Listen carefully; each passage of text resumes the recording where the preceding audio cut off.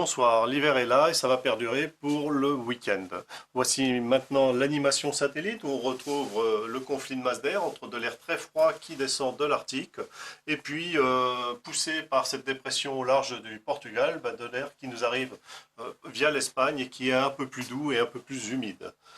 Ceci nous donne pour la carte de demain une perturbation qui va de l'Aquitaine du sud-ouest jusqu'à l'Alsace, qui donne un ciel généralement couvert avec de faibles précipitations, mais celles-ci peuvent arriver sur des sols froids, notamment du côté de l'Auvergne, et donc on se méfiera des pluies verglaçantes.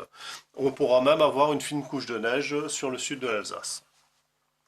Ensuite, si on va plus à l'est, donc à l'est de la vallée du Rhône, bien là les précipitations sont plus importantes, donc on a des pluies plus conséquentes, mais on a aussi de la neige donc en plus grande quantité, au-dessus de 1200 mètres sur les Alpes, et il faudra donc se méfier du risque d'avalanche, notamment sur les Alpes du Sud. Et puis associé aussi à cet air doux, bien on a aussi un risque orageux sur la côte de Méditerranée et ainsi que sur la partie ouest de la Corse. Sur le reste du pays, c'est beaucoup de grisailles qui évoluent assez lentement. L'après-midi, eh bien justement, on conserve cette grisaille encore qu'elle par plaque donc en vallée de Seine notamment ou en Champagne.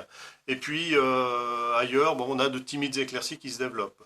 Notre perturbation, elle a encore perdu en activité, donc peu de précipitations à attendre. On a toujours sur le centre-est cette poche donc un peu plus active avec des averses un peu plus prononcées. Le risque d'avalanche est toujours présent, avec des chutes de neige en conséquence au-dessus de 1500 mètres. Pour ce qui est des températures, eh bien, le matin, nous aurons de fréquentes gelées sur une grande partie du pays, avec, par exemple, nous irons jusqu'à moins 3 degrés du côté d'Abbeville. Dans le sud, il fait un peu plus doux, notamment autour de la Corse, avec 10 à 12 degrés. L'après-midi, peu d'évolution sur la partie nord, avec toujours sous cette couche de grisaille. Il y a des températures qui stagnent quasiment au cours de la journée. On a un plus 1 degré du côté de Langres. Et puis, le contraste assez marqué avec le sud, où on a 9 à 18 degrés, donc sur l'extrême sud du pays. Pour ce qui est du week-end, eh bien, on va conserver cette amélioration, mais tout à fait lente, avec des précipitations de moins en moins nombreuses sur le pays, sans doute un petit peu plus de soleil, la grisaille se morcellera un peu plus rapidement, mais aussi des températures froides sur quasiment tout l'hexagone.